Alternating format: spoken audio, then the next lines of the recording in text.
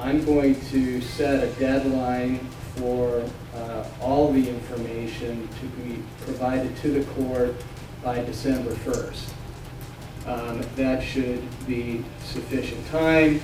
The clock is ticking for prosecutors in the University of Idaho quadruple murders case as a judge implements a new deadline for the state to hand over DNA evidence to be used in the trial. It seems like this is really just the beginning of the process. In a last-minute hearing on Thursday, Judge John Judge gave accused murderer Bryan Kohberger a win when he implemented a December 1st deadline.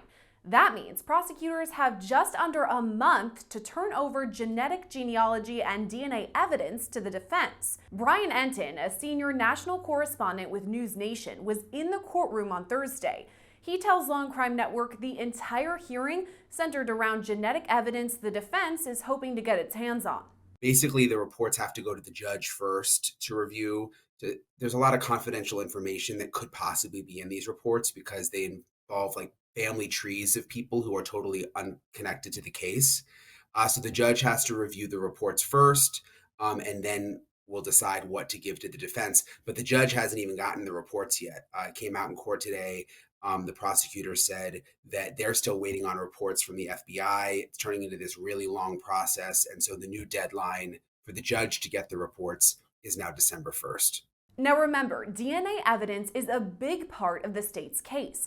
That's how they tied Kohberger to the murders in the first place. Investigators used DNA from a knife sheath left behind at the crime scene to track down Kohberger. They compared DNA from Kohberger's father, gathered from his trash all the way in Pennsylvania, to that found on the sheath in Idaho. They quickly determined it was a match, and later investigators scored a near-perfect match when a cheek swab from Kohberger himself was collected this summer. But as for the evidence discussed in Thursday's hearing, it's still a question mark. Did they give any specific examples of what this evidence could be? No, they didn't get into specifics, but it's interesting because it's kind of like a new science. The judge today alluded in court to the fact that this hasn't been used in Idaho cases much before, maybe ever before. So it's new to him.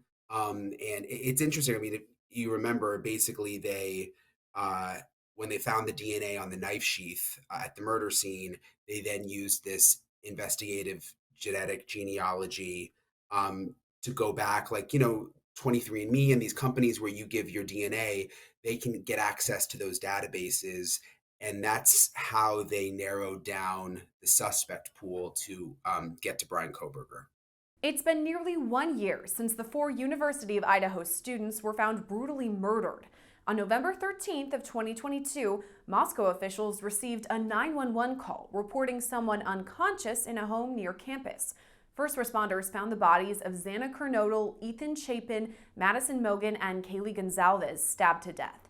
It wasn't until weeks later in late December when Kohberger was arrested. Detectives arrested 28-year-old Bryan Christopher Kohberger in Albrightsville, Pennsylvania, on a warrant for murders of Ethan, Xana, Madison, and Kaylee.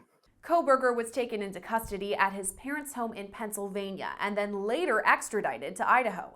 Since then, he's been held at the Latah County jail in Moscow, less than 2 miles from the crime scene. That's where he appeared virtually to Thursday's court hearing. I couldn't see him, but he appeared via Zoom with his lawyer. The camera on the Zoom was focused on his lawyer and Taylor. They were in the basement below the courtroom, which is where the jail is. There's a small jail here in Latah County. Did they make any mention as to why it was via Zoom and not in person if they were so close? They've done this before with Zoom when it's more of a scheduling hearing and not something really significant. They'll do the hearing on Zoom, just I think more as convenience for all the parties involved. We're already in the process of making sure we've gathered everything from the private contract DNA company. So we'll have that ready to submit along with what we receive from the FBI once we get it. As part of the hearing, Entin says prosecutors noted they're working with both the FBI and a private lab to receive information. It sounded like they were having an easier time getting the reports from the private lab. But the delay really seems to be with the FBI. The prosecutor said that before the FBI can send the report, they had to get permission from the DOJ. So it's just turning into like a really, really long process. Does it sound like something prosecutors are confident can happen in less than a month, have all of these reports ready to go? No, they did not sound that confident to me in court today. It sounds like they're, sort of at the mercy of the FBI. The prosecutor said that he was going to call the FBI again today and try to push them along, but they say that they're waiting on the FBI to send them the reports so that they can then send the reports to the judge. When that information does finally come down, the judge will have to review it, and it's possible he could deem some of the information inadmissible. In the order addressing IgG DNA. I also understand that the state and the defense have different lists. So I will look at it and I'll muddle through it as best I can. He's going to have a lot to go through, the judge, to figure out if there is any confidential information that's basically irrelevant and that the defense doesn't need to see. I think it's possible that some of the stuff could be redacted. But again, this is all new for the judge. I mean, he said that today. It's complicated, this IgG, investigative genetic genealogy. He may even need like an expert to possibly help him understand it all. They may even need to have another hearing where he's able to ask questions.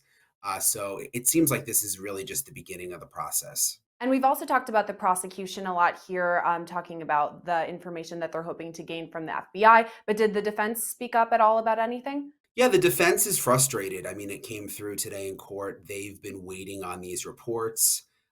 They feel like it's about time they got them and were able to go through them. And it's becoming clear that this IgG, this investigative genetic genealogy, this DNA, is something that's important to the defense. That's going to be probably a pivotal part of the defense that they put on at trial. I'm hoping that the court will do is just create a list or a log of what the court receives, not the detail of the content, but things like the raw data SNP profile from Othram, the communications between Othram and the FBI, not the content, just that you had those. The statistical analysis that happened within the profiles when making decisions, when the genealogist made decisions about the family tree, that you have the statistical analysis, that you have the bioinformatics or the microarray, that you have access to those things. That's it. Meanwhile, just this week, FBI agents headed back to the scene of the crime to collect more information for the coming trial. Yeah, we were out there. We saw the FBI going into the house. Kind of came as a surprise because, we were under the assumption that they didn't need the house anymore. The prosecution had signed off on the house being demolished. The families of the victims fought that, and kind of came as a surprise when the FBI showed back up at the house. They were going in and out for 2 days. They did 3D imaging of the house, so they had specialized equipment that they went through each room to basically model. They had a drone up over the house. They took all the boards off of the house, and they were really busy for 2 days out there. Agents spent October 31st and November 1st at the King Road home, collecting images and measurements for a 3D model to be used at trial. Former FBI agent Colin Schmidt told Law&Crime Network the information will be invaluable to prosecutors. This was such a horrific crime. The prosecutors there, they want to get it right, and you only get one chance in front of a jury to get it right. You don't get a second chance to make a first impression. So they have this opportunity to put this evidence in front of the jury that is going to be absolute precise depiction of what happened, so the jury understands how horrific this was and how he did what he did, because there is quite a few questions about, well, how could he go in and do these things and the survivors didn't hear him or didn't understand or didn't step up and stop him from doing this. Well, this 3D model is going to show the jury, well, this is how he did it.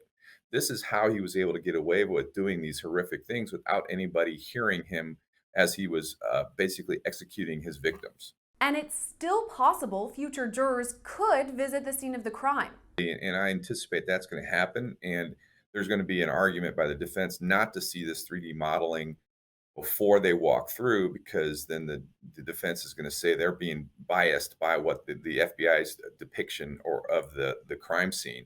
So I'm sure the jurors are going to want to see what happened there. They're going to walk through. They're only going to see basically completely empty rooms. I mean, the carpet's going to be ripped up because the FBI is going to pull out of that carpet, take it back to the lab, and go through it in a microscopic manner. So they're not, in my opinion, they're not going to get a lot of context from these empty rooms. I think the 3D modeling is going to give them a lot more context. But I anticipate that even though there's going to be argument why you're not going to get anything out, I think the jurors still want to go just to see, in their own mind, hey, what really happened? But it still remains to be seen when that would happen. And talking about the trial being delayed, indefinitely, was there any mention at all today in court about when a date could be set? No, they didn't talk at all about a trial date. And my sense was, with this whole genetic genealogy and the delay in getting the reports, and now the DOJ being involved, this just shows how big of a delay it could be until they finally get to a trial, because there's so many little steps that still have to happen in between. Meanwhile, the first anniversary of the gruesome murders is just around the corner. We're approaching the 1-year mark here. On the ground in Moscow, what is the feeling? Are people realizing that this is really a year anniversary coming up? Yeah, I think people are still sort of processing everything. For a lot of people, they say it almost feels like longer than a year because so much has happened over the last year with all of the court proceedings, and there's just so much emotion involved. So I think most of the people that we've spoken to here in Moscow sort of want the trial to happen sooner than later. They want to be able to put this nightmare behind them. This is just a really quaint small college town. Nothing like this has ever happened here. There's barely even any crime at all. So I think they're anxious for the trial. They're upset that it was delayed, and they just want to be able to put this behind them. In Thursday's hearing, the judge noted he hoped to review all the information at once, but says additional court delays could be on the way if the Department of Justice misses that December 1st deadline. Reporting for Law&Crime Network, I'm Sierra Gillespie.